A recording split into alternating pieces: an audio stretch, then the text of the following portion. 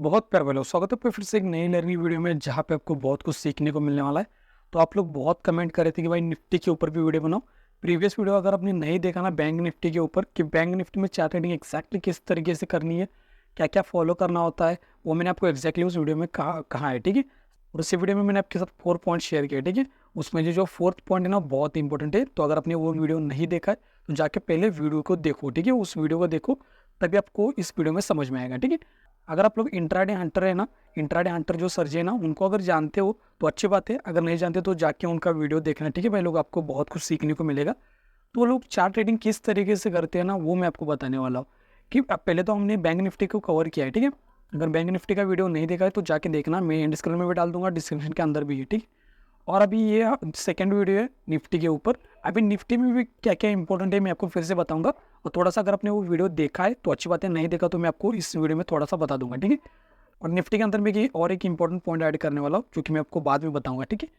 अभी जो intraday Hunter जो सर है ना, उनकी साइकोलॉजी थोड़ी सी अलग है भाई लोग। ठीक है। लेकिन जितना मुझे समझ में आया है मैं वो समझाने का ट्राई करूंगा आपको। देखो निफ्टी में आपको क्या क्या समझ में आना चाहिए। पहले तो सेम ही है जैसे बैंक निफ्टी में। पहले तो आपको बायर सेलर ये आपको समझ में आना चाहिए। ठीक है। PSY लेवल जो कि साइकोलॉजिकल लेवल है, इसमें से भी एक इंपॉर्टेंट पॉइंट है, इंपॉर्टेंट लेवल बोल सकते हो। ठीक है। इंपॉर्टेंट लेवल ये मैं आपको बताऊंगा। और क्लोजिंग प्राइस। ठीक है। ठीक है। इसके बाद क्या आएगा, डे हाई। ठीक है। और डे लो। अब ये क्या है मैं आपको बताऊंगा एग्जैक्टली। बायर और सेलर की साइकोलॉजी पहले तो आपको समझना पड़ेगा। ठीक है। बायर और सेलर की साइकोलॉजी को आपको समझना पड़ेगा, इनकी साइकोलॉजी किस तरीके से वर्क करते हैं मैं आपको एग्जैक्टली चार्ट पे बताऊंगा। पहले ओवरऑल समझो कि इस वीडियो में हम लोग क्या क्या डिस्कस करने वाले। उसके बाद आपको साइकोलॉजिकल लेवल को समझना पड़ेगा। साइकोलॉजिकल लेवल मतलब कौन सा मुझे बताओ। 22,000 हो गया। ठीक है। 22,000 या फिर 22,500 होगा, इसको हम लोग क्या बोल सकते हैं, साइकोलॉजिकल लेवल। या फिर 23,000 बोल सकते हो। ठीक है। 23,000 या फिर 23,500, इसको हम लोग क्या बोलेंगे, साइकोलॉजिकल लेवल। अब इंपॉर्टेंट लेवल है जैसे कि 200 का लेवल भी एक इंपॉर्टेंट होता है, और 800 का लेवल बैंक निफ्टी में इंपॉर्टेंट है। ठीक है। दोनों बैंक निफ्टी में 800 और 200 का लेवल बहुत इंपॉर्टेंट है। ठीक है। अब यहाँ पे क्लोजिंग प्राइस है। ठीक है। इसको भी आपको इग्नोर नहीं करना, ये मैं आपको बताऊंगा। और यहाँ पे एक इंपॉर्टेंट पॉइंट क्या है कि आपको डे हाई को भी समझना पड़ेगा और डे लो को भी समझना पड़ेगा। और एक इंपॉर्टेंट पॉइंट है यहाँ पे, मैं आपको बताता हूँ अभी इंपॉर्टेंट पॉइंट क्या है, नहीं या फिर मैं आपको बाद में बताऊंगा इंपॉर्टेंट पॉइंट क्या है। अभी फिलहाल के लिए समझो, मैंने आपको बैंक निफ्टी के चार्ट में क्या कहा था कि भाई अगर यहाँ से बायर मार्केट को यहाँ तक लेके जाता है ना, तो ये वाले जो नीचे बायर है ना, वो एसएल कभी भी नहीं देने वाला। हो सकता है हो सकता है यहाँ पे अगर मान लेते हैं यहाँ पे उनको 100 रुपीज़ का प्रॉफिट दिख रहा है, एग्जाम्पल बता रहा हूँ, हो सकता है प्रॉफिट करोड़ों में भी हो सकता है, लाखों में भी हो सकता है, हज़ारों में भी हो सकता है। मैं आपको एग्जाम्पल बता रहा हूँ, 100 रुपये का प्रॉफिट है, इससे ज़्यादा होता है, मैं आपको एग्जाम्पल बता रहा हूँ ताकि समझने में इजी रहे।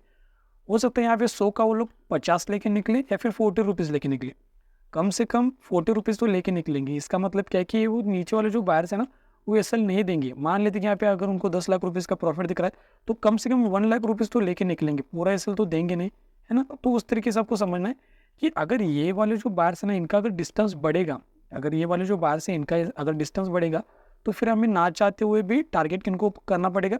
अगर यहाँ से मार्केट नीचे आ रहा है, ठीक है, मान लेते हैं यहाँ पे क्लोजिंग प्राइस है, एक तो यहाँ पे आप लोग टारगेट कर सकते हो ऊपर वाले जो सेलर्स है ना, इनको टारगेट किया जा सकता है, या फिर यहाँ पे जो न्यू फ्रेश बायर है इनको टारगेट किया जा सकता है। ठीक है। डिपेंड हो गैपों पे या फिर गैप डाउन है।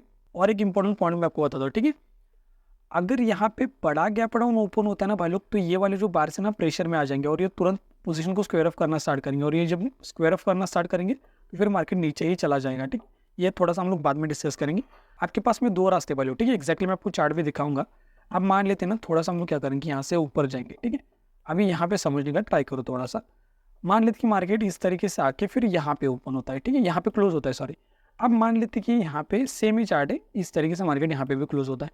अब एक है कि मार्केट यहाँ पे फ्लैट ओपन होता है और मार्केट फिर नीचे जाता है। ठीक है। अब इस कंडीशन में क्या है ना कि आपको यहाँ पे भी सेलर्स के सेल मिलेंगे कि क्लोजिंग प्राइस यहाँ पे पास में ऊपर रेजिस्टेंस है, तो यहाँ पे आपको तुरंत एक मोमेंटम मिल सकता है। अगर मार्केट ओपन ही गैप अप होता है ना, तो मार्केट को यहाँ पे होल्ड करना पड़ेगा। ठीक है। क्योंकि यहाँ पे रेजिस्टेंस से सेलर्स के सेल क्रिएट करना पड़ेगा, तब जाके मार्केट ऊपर जा सकता है। ठीक है। तो एक ही कंडीशन है, लेकिन थोड़ा सा आपको अलग तरीके से समझना पड़ेगा। ठीक है। अभी मैं आपको एक इंपॉर्टेंट सीक्रेट बताता हूँ। ठीक है। इंट्राडे जो हंटर है ना, उनका सीक्रेट बताता हूँ कि वो लोग कैसे डिसाइड करते हैं कि भाई गैप अप होगा तो बेस्ट होगा, या फिर गैप डाउन होगा तो बेस्ट होगा, या फिर फ्लैट होगा तो बेस्ट होगा, किस तरीके से डिसाइड करते हैं ना, वो मैं आपको सीक्रेट बताने वाला हूँ। ध्यान से समझो भाई लोग। ठीक है। बहुत इंपॉर्टेंट पॉइंट है, मैं आपको बता रहा हूँ, आपको कोई नहीं बताएगा, स्टिल मैं आपको बता रहा हूँ। ठीक है। अभी मैं आपको दो कंडीशंस बता दूँ। ठीक है। वो लोग मतलब अगर आप लोग मार्केट एनालिसिस की वीडियो देखोगे ना, तो आपको ये समझ में आएगा कि वो कल ही बताएंगे, मतलब आज आज एनालिसिस करेंगे, कल बताएंगे किस तरीके से ट्रेड करना है। मतलब अगर इस तरीके से चार्ट ओपन यहाँ पे हो गया, समझ मान लो कि आज यहाँ पे डेट है, मान लेते हैं एग्जाम्पल के लिए 1, ठीक है, आज 1 तारीख है, एग्जाम्पल के लिए मैं आपको बता रहा हूँ। तो 2 तारीख को किस तरीके से ट्रेड करना है ये आपको 1 तारीख में ही बता देंगे। उनको कैसे समझ में आता है कि मार्केट गैप ओपन होगा तो ऊपर चला जाएगा, या फिर फ्लैट ओपन होगा तो हमें दिक्कत कर सकता है, या फिर फ्लैट ओपन होगा तो हम लोग सेलिंग के लिए प्लान कर सकते हैं, या फिर गैप डाउन ओपन होगा तो बेस्ट है, या फिर वो बेस्ट नहीं है। उनको कैसे समझ में आता है ना, ये मैं आपको सीक्रेट बताऊंगा भाई लोग, ठीक है। अगर आपके पास एक नोटबुक होगी तो इंपॉर्टेंट पॉइंट करके लिख लेना, क्योंकि बहुत इंपॉर्टेंट पॉइंट बता रहा हूँ मैं। वो लोग किस तरीके से बताते मैं आपको बताता हूँ, ठीक है। अगर उनके ध्यान से वीडियो को देखोगे ना, तो मैं आपको बताता हूँ, यहाँ पे थोड़ा सा हम लोग नीचे ही चार्ट के ऊपर ही दिखाता हूँ मैं, ठीक है। जैसे इस तरीके से समझो, यहाँ पे आपको एक चार्ट दिख रहा है, ठीक है। अब यहाँ पे मैं आपको एग्जांपल्स बताता हूँ, यहाँ पे ध्यान से समझना बहुत इंपॉर्टेंट पॉइंट है। यहाँ पे क्या है मुझे बताओ, सेलर है, ठीक है, यहाँ पे समझ में आ गया। मान लेते हैं मार्केट की क्लोजिंग यहाँ कहीं पे होगी। अब अगर ये सेलर से अगर मार्केट यहाँ पे मान लेते हैं मार्केट यहाँ पे कहीं पे ओपन होता है, तो दिक्कत किनको होगी, ये वाले सेलर्स है ना, इनको दिक्कत होना स्टार्ट होगी। अगर इनको दिक्कत होगी तो मार्केट फिर ऊपर चला जाएगा, तो लोग और जो इंट्राडे इंटरेस्टर है ना, वो लोग क्या बोलेंगे कि भाई देखो उनका, वो लोग किनको देख रहे, ये वाले जो टॉप के सेलर्स है ना, इनको देख के नेक्स्ट डे पोजीशन बना रहे हैं, ठीक है ना, इनको देख के पोजीशन बनाई जा रही है। इनको दिक्कत कब होगी, जब बड़ा गैप अप होगा तब भी उनको दिक्कत हो सकती है। नीचे अगर गैप डाउन ओपन होगा तो उनको दिक्कत नहीं होगी। फ्लैट में भी दिक्कत हो सकती है। आप बोलोगे फ्लैट में क्यों दिक्कत होगी भाई लोग, यहाँ पे इंपॉर्टेंट पॉइंट है, यहाँ पर ये समझो। अगर यहाँ पे राउंड नंबर पास में नहीं है तो अच्छी बात है, लेकिन अगर यहाँ पे फ्लैट है तो यहाँ पे आपको दिख रहा है 22,500, यहाँ पे एक साइकोलॉजिकल लेवल दिख रहा है। और साइकोलॉजिकल लेवल मतलब फ्लैट है, यहाँ पे ओपन हो रहा है ना, तो मार्केट फिर इस कंडीशन में जा सकता है इनको एसएल को खाने के लिए, ऊपर वाले जो सेल्स हैं इनको खाने के लिए। लेकिन मार्केट ओपन नहीं हो रहा है यहाँ पे कहीं ऊपर में, ऊपर ओपन हो रहा है तब भी बेस्ट है बात है। अगर इसका ब्रेकडाउन देखिए फिर मार्केट नीचे कंटिन्यू करेगा तो बेस्ट है। लेकिन नीचे ओपन होगा ना तो क्या होगा, मार्केट ब्रेकआउट करेगा, ऊपर वाले बायर से ना इनको एक बार ट्रैप करेगा, नीचे जाके फिर वो लोग ट्रैप हो जाएंगे, क्योंकि यहाँ पे साइकोलॉजिकल लेवल का ब्रेकआउट होगा तो बायर से काम करेंगे, मार्केट उनको निकल के जब भी ये मोमेंटम करेगा ना तो ये स्पीड से मोमेंटम होता है। इसका अपोजिट समझो, अगर ब्रेकडाउन मिल रहा है साइकोलॉजिकल लेवल का, मार्केट ने सेल्स को निकाल दिया, इसके बाद जो मोमेंटम होगा वो रियल होता है और बहुत स्पीड से होता है, ठीक है, ये मैंने आपको बता दिया। अब इस कंडीशन में क्या है कि मार्केट यहाँ कहीं पे भी ओपन होगा ना तो एक शॉर्ट कवरिंग एक्सपेक्ट कर सकते हैं हम लोग। यहाँ पे देखो, यहाँ पे अभी पोजीशन किस तरीके से बनाई जा रही है, ये वाले सेलर्स है ना, इनको देख के बनाई जा रही है। जैसे मान लो अभी देखते क्या कल क्या ओपन हो रहा है, जैसे कि अभी देखो यहाँ पे मार्केट क्या है कि गैप अप है लेकिन थोड़ा है। इस कंडीशन में क्या है कि साइकोलॉजिकल लेवल पास में अगर मार्केट बहुत बड़ा गैप अप हो जाता तो ऑब्वियसली बाइंग का प्लान वहाँ पे चल जाता, क्योंकि वहाँ पे सेलर्स रैप होंगे। यहाँ पे मार्केट ने तो क्लोज किया है साइकोलॉजिकल लेवल के नीचे नीचे, मतलब सेलर्स के सेल तो ऊपर पड़े हुए हैं। एक होता है कि साइकोलॉजिकल लेवल के ऊपर क्लोज करना, एक होता है साइकोलॉजिकल लेवल के नीचे क्लोज करना। अगर नीचे क्लोज करेगा तो सेलर्स के सेल ऊपर होंगे, ऊपर क्लोज करेगा बायर्स के नीचे, ये सेल्स नीचे अवेलेबल होंगे, ठीक है। इस कंडीशन में साइकोलॉजिकल क्लोजिंग प्राइस के नीचे मार्केट है। तो मैंने आपको क्या कहा कि थोड़ा सा यहाँ पे फ्लैट भी चल सकता है, थोड़ा गैप अप भी चल सकता है। इस कंडीशन में मार्केट ऊपर जाने की प्रोबेबिलिटी क्यों है, क्योंकि यहाँ पे साइकोलॉजिकल लेवल है। अनटिल एंड अनलेस मार्केट अगर इसके नीचे ओपन हो रहा है गैप डाउन, तो फिर ये सेलर्स थोड़ा सा स्ट्रेंथ में आ सकते हैं, फिर मार्केट जा सकता है। लेकिन अगर साइकोलॉजिकल लेवल के पास में ये होगा तो ऑब्वियसली यहाँ पे फिर से सेलिंग की पोजीशन बनाई जाएगी, और जब सेलिंग की पोजीशन बनाई जाएगी तो मार्केट फिर ऊपर चला जाएगा। तो इस तरीके से आपको चार्ट ट्रेडिंग को समझना है पहले, ठीक है। अभी थोड़ा सा आ जाओ, ठीक है, फिर मार्केट यहाँ से ऊपर गया वो मैंने आपको बता दिया। अभी यहाँ पे देखो मार्केट इस तरीके से फिर से ऊपर चला गया। अब देखो आप अपने आप से क्वेश्चन पूछना कि जब मार्केट इस तरीके से ऊपर चला जाता है तो ये नीचे वाले बायर से वो सेफ हो गए, तो नेक्स्ट डे जब मार्केट ओपन होगा किस तरीके से गैप अप चाहिए आपको, गैप अप चलेगा, ठीक है, गैप अप चलेगा, फ्लैट चलेगा। फ्लैट आपको कब दिक्कत कर सकता है ये भी मैं आपको बताता, ठीक है, आपको कोई नहीं बताएगा भाई लोग, स्टिल मैं आपको बता रहा हूँ।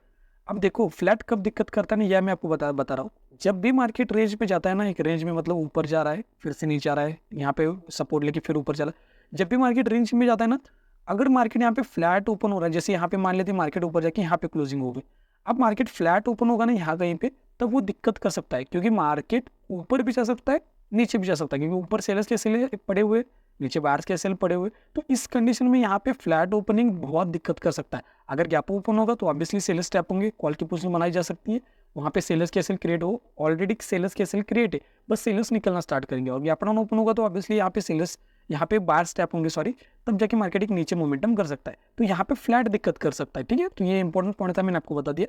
अभी इस कंडीशन में आप लोग बताओ क्या करोगे, कल के दिन कॉल की साइड ही जाना पड़ेगा, क्योंकि ये वाले जो नीचे बाहर से वो ये सेल तो देंगे नहीं, तो ऊपर वाले जो सेल्स है ना उनको टारगेट करना पड़ेगा। अब जैसे यहाँ पे समझो, यहाँ पे क्या मुझे बताओ, रेजिस्टेंस है, तो रेजिस्टेंस होगा इस तरीके से मार्केट आया तो बहुत से लोग क्या करेंगे, अब नीचे जाएगा, अब नीचे जाएगा, अब नीचे जाएगा। तो जब सबको ये लगने लगता है ना अब नीचे जाएगा, तो मार्केट रिट्रेसमेंट करेगा। जब सबको ये लगने लगता है ना मार्केट यहाँ से नीचे जाएगा, तब मार्केट रिट्रेसमेंट करेगा। जब सबको लगने लगता है मार्केट अभी यहाँ से नीचे जाएगा, तब भी मार्केट रिट्रेसमेंट करता है। तो इस तरीके से आपको समझो कि अब यहाँ पे अच्छा क्या है कि नीचे वाले जो बायर्स हैं वो लोग तो ये सेल देंगे नहीं, तो इससे अच्छा क्या है कि ऊपर वाले जो सेलर्स हैं उनको टारगेट किया जाए। तो इस तरीके से आपको चार्ट ट्रेडिंग को समझना है, इस तरीके से आपको समझना पड़ेगा, साइकोलॉजी को इस तरीके से समझना पड़ेगा, ठीक है। अभी मैं आपको डे हाई डे लो के बारे में एक इंपॉर्टेंट पॉइंट बताता हूँ। थोड़ा सा हम लोग फिर से आगे जाएंगे। जैसे अभी यहाँ पे भी देखो, यहाँ पे भी क्या हो गया मुझे बताओ, ऊपर की साइड में कोई भी एसएल्स अवेलेबल है नहीं। अब मार्केट होल्ड कहाँ पे कर रहा है मुझे बताओ, थोड़ा सा अगर ध्यान से देखोगे तो यहाँ पे देखो, यहाँ पे मार्केट ने क्या किया मुझे बताओ, यहाँ पे एक हाई मिल गया, यहाँ पे एक लो मिल गया। मार्केट ने डे हाई का ब्रेकआउट किया, मतलब यहाँ पे बायर्स ही काम करेंगे, और बायर्स काम करेंगे तो उनके एसएल यहाँ पे नीचे अवेलेबल होंगे। देखो मार्केट तो गिरने के लिए यहाँ से भी गिर सकता है, लेकिन मार्केट इस तरीके से नहीं गिरेगा। मार्केट क्या करेगा, पहले एक रेजिस्टेंस का ब्रेकआउट करेगा, बायर्स को एक्टिव करेगा, फिर जाके मार्केट नीचे करता है, गिरता है, ठीक है, क्योंकि यहाँ पे बायर्स के सेल अवेलेबल हो जाएंगे।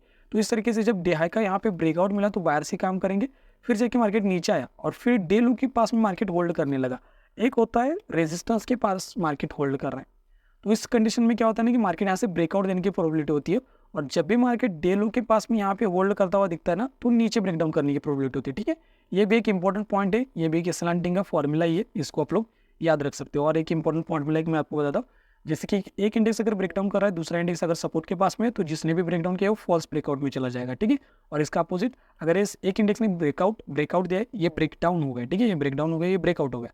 और एक इंडेक्स अगर रेजिस्टेंस के पास में, तो जिसने भी ब्रेकआउट किया वो फॉल हो जाएगा, ठीक है, ये फॉल हो जाएगा, ठीक है। यहाँ पे फॉल्स ब्रेकआउट हो जाएगा, यहाँ पे बार स्टेप हो जाएंगे। और अभी एक इंपॉर्टेंट बताता हूँ मैं, अगर निफ्टी फॉल कर रहा है ना, या फिर बैंक निफ्टी फॉल कर रहा है, जैसे या फिर ऐसा बोल सकते हैं कि इंडेक्स अगर फॉल कर रहा है, तो दूसरा इंडेक्स क्या करता है ना, होल्ड करने का ट्राई करेगा, या फिर कब ये रिवर्स होता है ना, ये मैं आपको बताता हूँ। जब ये तो कंटिन्यू चला जाएगा, ठीक है, लेकिन जब भी इसमें ब्रेकडाउन मिलेगा ना, तो इसको देख के इस इंडेक्स को, जैसे मान लो ये बैंक निफ्टी और ये निफ्टी, तो बैंक निफ्टी को देख के निफ्टी में बहुत से लोग सेल करने का ट्राई करेंगे, तो फिर यहाँ से मार्केट ऊपर चला जाता है, ठीक है। तो ये 3 इंपॉर्टेंट पॉइंट मैंने आपको बता दी। आई होप कि आपके पास अगर नोटबुक होगी तो आपने लिख लिया होगा, ठीक है। थोड़ा सा और आगे जाएंगे और मैं आपको फिर से बता दूँ। आप फिर से मुझे बताओ, ऊपर वाले जो सेलर्स हैं उनको टारगेट किया जा सकता है क्या, मुझे बताओ, क्यों किया जा सकता है फिर नहीं? ऊपर वाले जो सेलर्स हैं यहाँ पे, इनको टारगेट कर सकते हैं हम लोग? नहीं कर सकते, क्योंकि ऊपर वाले जो सेलर्स हैं उनको वो लोग एसएल देंगे नहीं। अब यहाँ पे क्या है कि फ्लैट चलेगा, थोड़ा सा गैप अप तो बेस्ट ही है, गैप अप तो बेस्ट ही है। रेजिस्टेंस यहाँ पे आपको दिख रहा है, रेजिस्टेंस से मार्केट ने एक्जैक्टली रेजिस्टेंस ले लिया, फिर मार्केट ऊपर जाता है तो यहाँ पे बायर्स ही काम करेंगे, यहाँ पे नीचे यहाँ पे बायर्स के सेल ऑलरेडी है।